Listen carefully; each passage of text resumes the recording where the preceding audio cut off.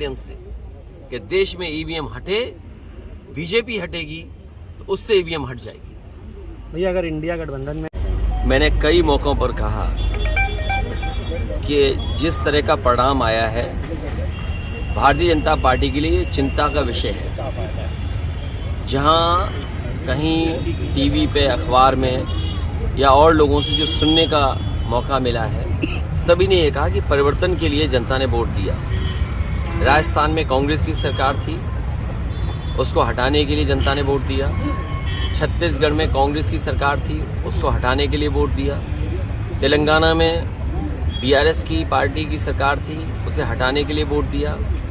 मध्य प्रदेश की परिस्थितियां अलग थी। समाजवादियों को भी साथ लिया होता या अन्य दलों को साथ जोड़ा होता तो परिणाम मध्य प्रदेश का भी परिवर्तन का होता। जितने भी लोग हैं जिन्होंने भी उसकी समीक्षा की है चुनाव की, उन्होंने कहा कि जनता परिवर्तन चाहती थी और कुछ योजनाओं को लाभ पहुंचा, इसलिए सरकारें बनी।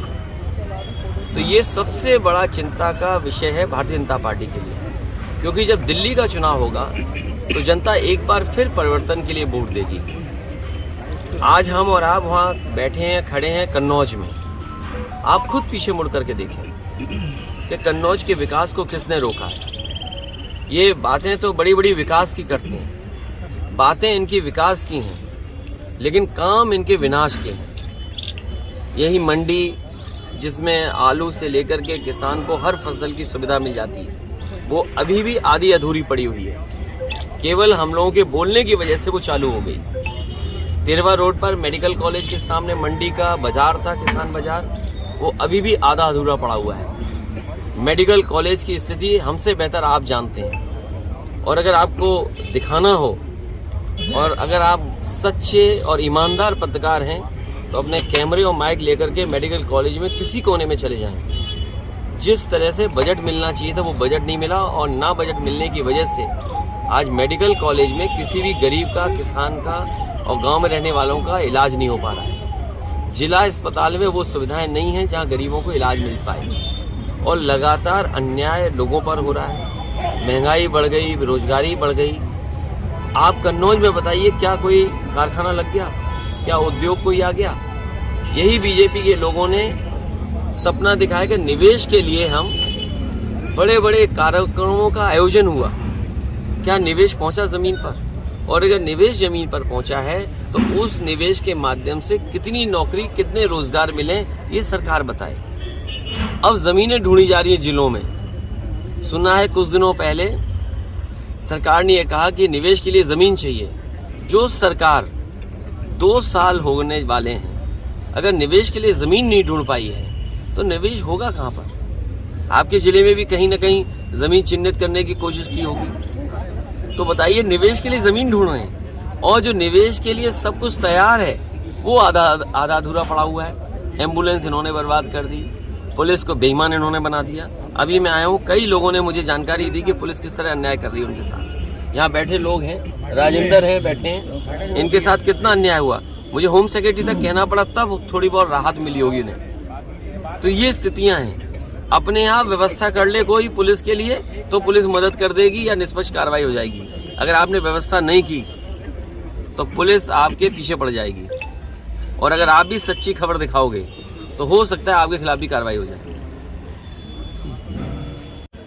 मेरा मानना है कि आने वाले समय में परिवर्तन होगा, बीजेपी हटेगी, और मैंने नारा दिया है कि सभी दल साथ आएं।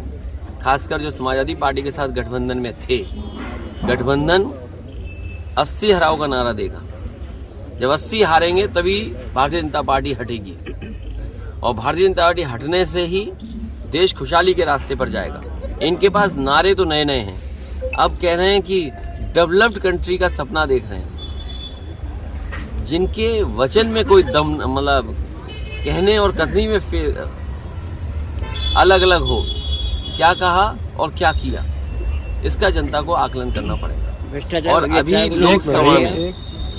लोकसभा में जो नौजवान कूदे हैं, ये सही बात है कि सुरक्षा, और वहाँ पर सुरक्षा जो प्रधानमंत्री जी का ड्रीम प्रोजेक्ट था, अगर ड्रीम प्रोजेक्ट में जो लगभग 25,000 करोड़ का बना है, वहाँ की सुरक्षा ऐसी है तो मुझे लगता है कहीं ना कहीं साजिश भी है और षड्यंत्र भी है, क्योंकि कहीं इसी बहाने सरकार की कोई तैयारी तो नहीं है, कहीं इंटरनल सिक्योरिटी और सुरक्षा के बहाने लोगों को डराने की तैयारी तो नहीं है।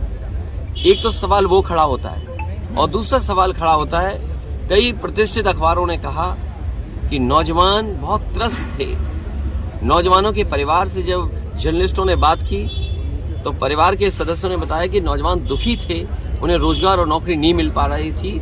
इसी वजह से गूंगी बहरी सरकार को जगाने के लिए वो नौजवान लोकसभा में कूद गए। भैया एमपी में यादव मुख्यमंत्री बनाया है भाजपा ने, इसको यूपी से जोड़कर देखा जा रहा है, क्या मानते हैं, क्या असर डालेगा 24 के चुनाव में? ये केवल 24 तक हैं, और 24 के बाद क्या होगा वो आप जानते हो क्या होगा। ये केवल दिखाने के लिए हैं, जो कहावत है ना वो वही है कहावत, ये केवल दिखाने के लिए है। क्योंकि मध्य प्रदेश की बात आपने कही है, मध्य प्रदेश में ये कहा गया और अखबारों में आज भी निकल रहा है, सोशल मीडिया पे आज भी चल रहा है कि जो लाडली योजना थी उसकी वजह से सरकार बनी। देश के प्रधानमंत्री जी ने भी ये कहा कि महिलाओं का वोट ज़्यादा मिला। अब आप खुद कल्पना करिए कि लोकतंत्र में जिस नेता की वजह से सरकार बनी हो वही मामा दुखी हो, मामा को दुखी करना ये अच्छी बात नहीं है। ये इसका यूपी और इसका परिणाम जो आने वाला है तो वो आने वाले समय में 24 को आप देख लेंगे। 24 भैया इंडिया गठबंधन को लेकर क्या? इंडिया गठबंधन होगा, और मैंने पहले भी कहा कि ये जो परिणाम आए हैं इससे इंडिया गठबंधन और मजबूत होगा। और ईवीएम को लेकर आपने भी जनसंग्रह की बात करी थी, विपक्ष का ये कहना है कि जब वो जीतते हैं तो ईवीएम को ठीक नहीं फोड़ते हैं। ये आप कुछ जानते नहीं हैं, आप पत्रकारिता है तो ठीक से करें पत्रकारिता, और किसी की बात को ये ना कहें। समाजवादियों ने कहा कि अगर आप अमेरिका से नकल कर रहे हो, आप डेवलप्ड कंट्री बनना चाहते हो, तो जो डेवलप्ड कंट्री में व्यवस्था है वोट डालने की उसको क्यों नहीं अपना रहे हो आप? अमेरिका जैसा देश जो अर्थव्यवस्था में ताकतवर है वो अपने आप महीनों बैलेट से वोट डलवाता है। जापान जैसा देश जहाँ से ईवीएम कभी बनी वो बैलेट से वोट डलवा रहा है। जर्मनी का जो सुप्रीम कोर्ट है उसने ये पाबंदी लगाई कि अगर ईवीएम से मशीन से वोट पड़ेगा तो वो अनकॉन्स्टिट्यूशनल है। ये तीनों बातें जो मैंने कही हैं, इन तीनों बातों पर आप खुद विश्लेषण करिए। और भारत सरकार ये कह रही है कि हम दुनिया में सबसे ताकतवर देश बनने जा रहे हैं और बनना चाहते हैं। तो क्या अविश्वास के साथ आप ताकतवर बनना चाहते हैं? जनता को विश्वास हो और सीक्रेट बैलेट, आज तो ये पता लग जाता है इस गांव में, इस मजरे में वोट किसको मिलने वाला है, किसको पड़ने वाला है। तो ये सीक्रेट बैलेट कहाँ है वोटिंग? इसलिए समाजवादियों का मानना, मैं आज फिर कहता हूँ आपसे, मैं जनता से अपील करूंगा कि समाजवादियों को जिताइए, बीजेपी को हटाइए।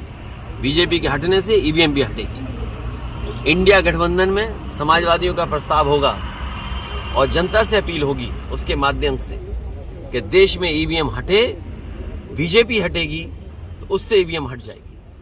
भैया अगर इंडिया गठबंधन